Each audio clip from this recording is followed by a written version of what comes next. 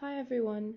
So in today's video we will be discussing the IS curve and the IS-MP model. So first take a quick look at what the model is. It is a macroeconomic model that is used by economists to help understand the business cycle. So this would be like why GDP changes in the short run, why we get recessions or expansions. It can help us analyze different policies such as monetary and fiscal policies and their effects. There are some assumptions. So we assume that prices and wages are sticky in the short run, which makes for a horizontal short run aggregate supply curve. And it consists of three curves: the IS curve, which we will be talking about in this video, the MP curve, and the Phillips curve. So we'll run through what the goods market equilibrium is first before talking about the IS curve. So the goods market equilibrium curve is the total spending in an economy. It's comprised of consumption, investments, government purchases, and net exports.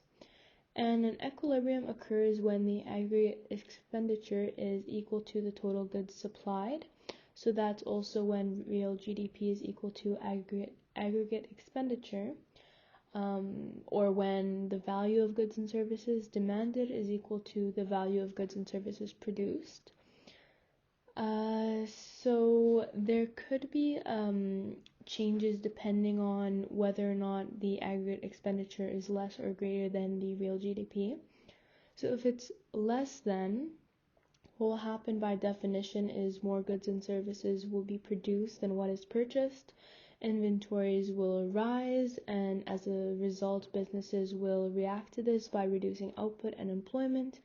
So real GDP and employment will decline, and we hit a recession phase. And the opposite is true for if it's greater, that means that spending is greater than what is produced. And as a result, inventories fall, and businesses react to this by increasing output and employment. So that means that real GDP and employment will increase, and we hit an expansion phase. So basically this is a diagram of what I was saying on the last slide. So if there is an increase in inventory because the aggregate expenditure is greater than the real GDP, then businesses decrease production and the real GDP just keeps dropping along the aggregate expenditure curve until we get back to equilibrium again. So the IS curve is the combination of real interest rates and real GDP where the goods market is in equilibrium. So as we can see here, the IS curve is downward sloping because a decrease in interest rates will mean an increase in GDP as per the graph that we see here. So that means that factors that can shift the IS curve are dependent on factors that influence the aggregate expenditure curve, such as positive shocks, which can shift it right. That means like spending is higher or higher government spending, anything that affects the aggregate expenditure, and negative demand shocks, which is the opposite, so lower spending, lower government spending, lower pessimism about the economy will shift the IS curve left.